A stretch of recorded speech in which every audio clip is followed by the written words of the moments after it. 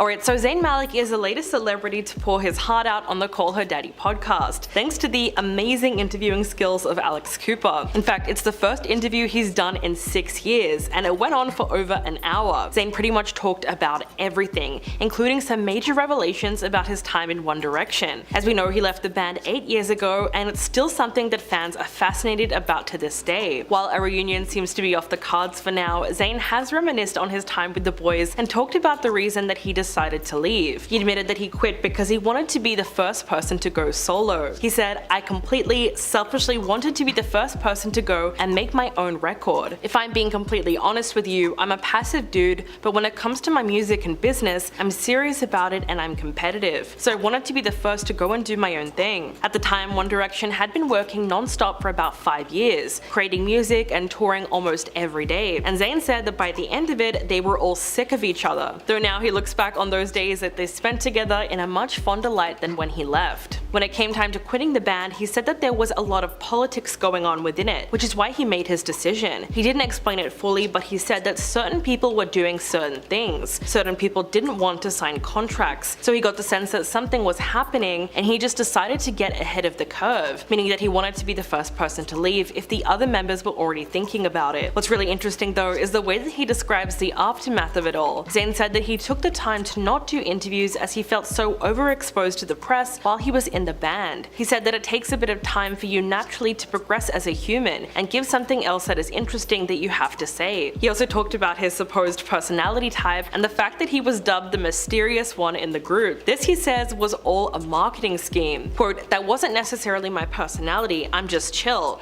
I know that a lot of people have high energy personalities and that's just not the way that I am. So I get it, but I don't think you can define an entire person to one personality trait. We're all a little more complex than that." What he does remember most about his time in the band is the rush of it all. The boys were all thrust into stardom pretty much overnight after going on X Factor, and it's fair to say that none of them knew how to handle it to begin with. They rose to fame while they were all in their teens, and Zayn said that he didn't think he was intellectually capable of dealing with fame. It's only now, after he's taken the time to process things with an older mind, that he understands why certain things happened the way they did. But just from the way he was talking about those years, he definitely looks back on them positively. At one point he described it as fun and amazing, even if he didn't fully understand it at the time. The only thing he didn't touch on in the interview was his alleged fight with Gigi's mother Yolanda Hadid. Their family dynamic seems to be a lot more stable these days, but it wasn't always like that. Part of the reason that the two of them broke up is because of what happened between Yolanda and Zayn. They apparently got into a physical altercation in September of 2021, and it was reported that he struck her and pushed her into a dresser. He allegedly yelled obscenities at her and said, "Stay away from my effing daughter." Apparently he even called up Gigi and told her to strap on some balls and defend him against her mother. As a result of that incident, Zayn was charged with 4 counts of harassment, for which he pled no contest. He was then placed on a 90-day probation for each count, for a total of 360 days. He also had to complete an anger management class and a domestic violence program, as well as having no contact with Yolanda. Eventually he broke his silence and claimed that the argument started when she showed up to his house uninvited. Clearly they weren't on good terms at the time, and that tension escalated when she came over unannounced. He might be able to go into more detail about this in the future, but for now that's all we know. Alright, so have you ever looked at Brad Pitt and Ben Affleck and wondered who is better in bed? Well, there is one person who can answer that question. It's Gwyneth Paltrow, and she just did. Yesterday she spoke about it on the Call Her Daddy podcast, and it's no wonder that the interview went viral. I mean, really, this is something people have wanted to know since the early 2000s. She said that is really hard because Brad was sort of like the major chemistry love of your life kind of hookup, and then Ben was like technically excellent. Alright, so we definitely know what that means. She did say that they were both good kisses, but out of the two of them, she admitted that Brad had better style and was more romantic overall. As for Ben, she said he had a better sense of humor and said that he used to make a funny face in the mirror every time he passed one. So that makes him seem like he would be a bit more fun and an easygoing boyfriend. Gwyneth must still be on a high from winning that ski crash trial, because this interview was really crazy. At one point she even played a game of F, Marry, Kill, and her choices were between Ben, Brad, and her ex-husband Chris Martin. In the end, she decided that she would remarry Chris because he gave her 2 children, she would sleep with Brad again, and then of course she would have to kill Ben. Most people remember that she was engaged to Brad from 1994 to 1997, and then she dated Ben Affleck from 1997 to 2000 before moving on to Chris. When speaking about her relationship with Brad, she says that it was love at first sight. Quote, "I think I was really a kid,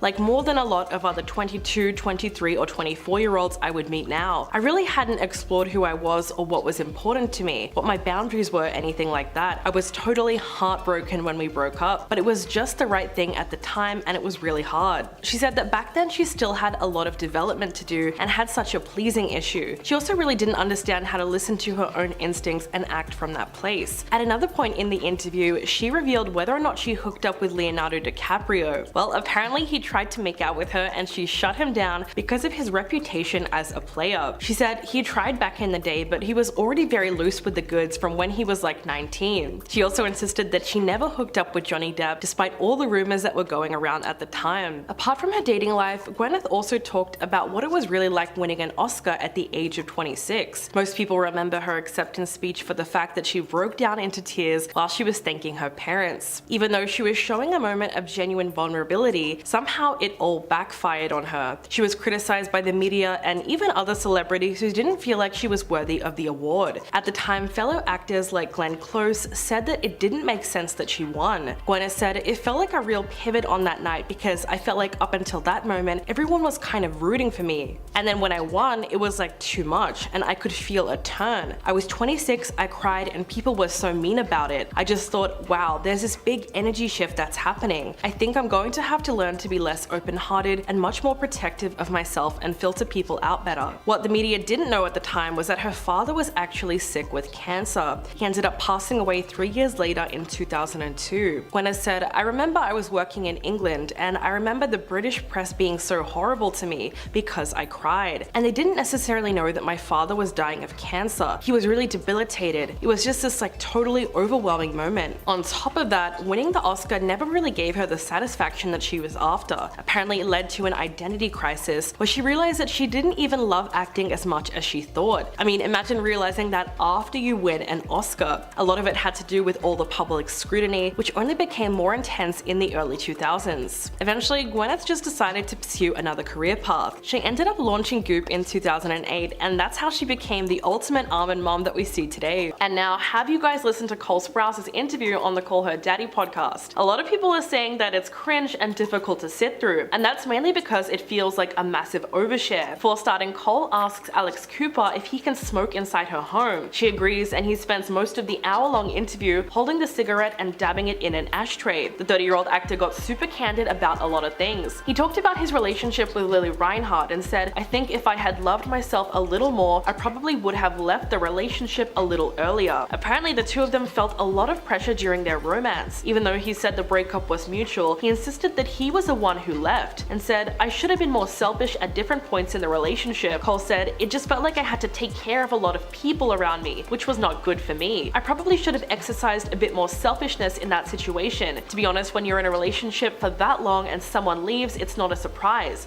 It was time." He admitted that continuing to work with Lily on Riverdale after they broke up was really hard for both of them. Cole said, "It was hard to suspend the way that we felt about each other, and it didn't afford us the luxury of distance to really overcome that. I know we both did quite a bit of damage to each other." When asked about whether he's ever been cheated on, he said, "Yeah, by almost every single one of my girlfriends. Emotionally, yes, very, very much. And my first girlfriend, physically." Although he insisted that he doesn't blame anyone for anything because he has his own flaws in relationships. Cole also shared the very cringy story about how he lost his V card at 14. He said he was on family vacation in Florida when he met an older girl. Apparently they were on the beach when he turned to her and said, "Are you DTF?" Which is absolutely hilarious that he would even admit something like that. But most people who watched the interview thought that he actually came off a little pretentious. At one point, Cole refers to fame and financial excess as an elected trauma. He also said a bunch of other questionable things, like, "We should evaluate the history based on the historian." Talked about the fact that he was an atheist while nearly all of his Disney co-stars were Christian, so for some reason he would challenge them to intellectual debates. If anything, the way he talked about that time in his life made him sound like a bit of a bully. Meanwhile, his brother was even worse. Cole straight up said, "Dylan specifically was a huge bully. He would beat them up. And then I became known as the twin that would come up and be like, 'I'm so sorry for my brother, I apologize.'" That confession is really interesting because a lot of people grew up watching The Suit Life of Zack and Cody, but no one would have guessed they were so much like their characters in real life. If you didn't know, Cole played Cody, who was the shy nerdy type, and Dylan played Zack, who was the show's bad boy. So that's what makes this interview all the more jarring. In fact, it seems like the whole internet is ripping it to shreds. One person wrote, "Cole Sprouse has the energy of the worst person you met in your intro to philosophy class." So many fans were calling him out for airing dirty laundry about his relationship with Lily, despite the fact that she hasn't spoken about him at all since they broke up in 2020. Someone tweeted, "Call Her Daddy podcast is so nasty. Like, first they invite Hailey Bieber to talk for 45 minutes about Selena. Now they invite Cole Sprouse to talk about his relationship with Lily Reinhart. Jobless people for real." But the best part about all of this is how much people were making fun of the unnecessary smoking. Because after all, couldn't Cole just wait 1 hour until the podcast was over? One user wrote, "Cole Sprouse is so funny. Bro sitting indoors smoking a cigarette on Call Her Daddy as if he's Mark Twain and not the worst actor on a bad teen drama." Which is hilarious because every time that someone wants to insult him now, all they have to do is bring up the fact that he's in Riverdale. I mean, the writing on that show is a complete joke in itself. It's not that he's a bad actor, but let's face it, playing Jughead Jones was never going to win him any awards. Now that even his longtime fans are switching up on him, it kind of makes you wonder, was the interview really that bad? Please give it a watch and let me know what you think. Julia Fox just exposed a lot about Kanye West in her latest interview on the Call Her Daddy podcast hosted by Alex Cooper, another controversial guest following her interview with Jamie Lynn Spears. However, this podcast was much more eye-opening to say the least. In the interview, Julia opened up about everything from being a dominatrix to what it's like being with Kanye West. The Uncut Gems star also said that being a dominatrix was how she got her start into acting, because sometimes she would have only minutes to prepare when she was meeting with clients. She then dropped her recent interest when she said, "I'm weirdly into partner swapping," but then clarifying that she has never done it. She also said that her interest comes as a result of being jealous and possessive in past relationships and knowing that she didn't want to be like that in the future. This prompted Cooper to ask her if she and Kanye have put a label on it, to which Julia replied, "Well, I call him my boyfriend and he calls me his girlfriend. It just happened and it felt very organic." Then adding that he has one-of-a-kind energy, he wants me to be the best version of myself, gushing as she claimed to be Kanye's muse. Julia actually wrote a 217-word story about her first 2 dates with Kanye that included a trip to New York City. Now that would be one thing, but accompanying with this was also a series of photos where the pair were basically all over each other. In the post, she explained that the pair had met in Miami on New Year's Eve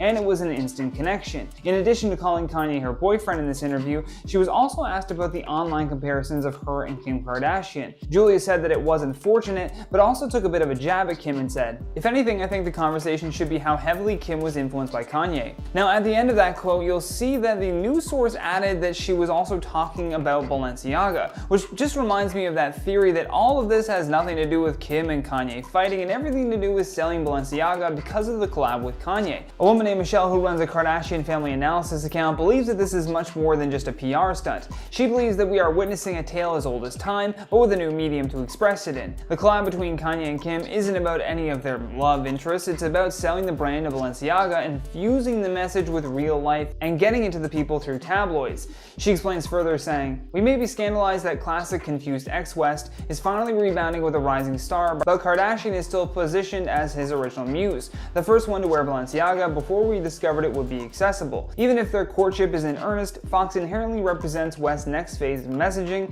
Everyone can have their Cinderella story once Balenciaga by Yeezy hits Gap shelves. Kardashian ruled the Yeezy Season 6 campaign, and she continues to rule this one. I personally don't believe we have seen the end of Kimye's quiet collaboration." Now, that's purely a theory, but I always think of that whenever they decide to mention what they're wearing as they're talking about the incident.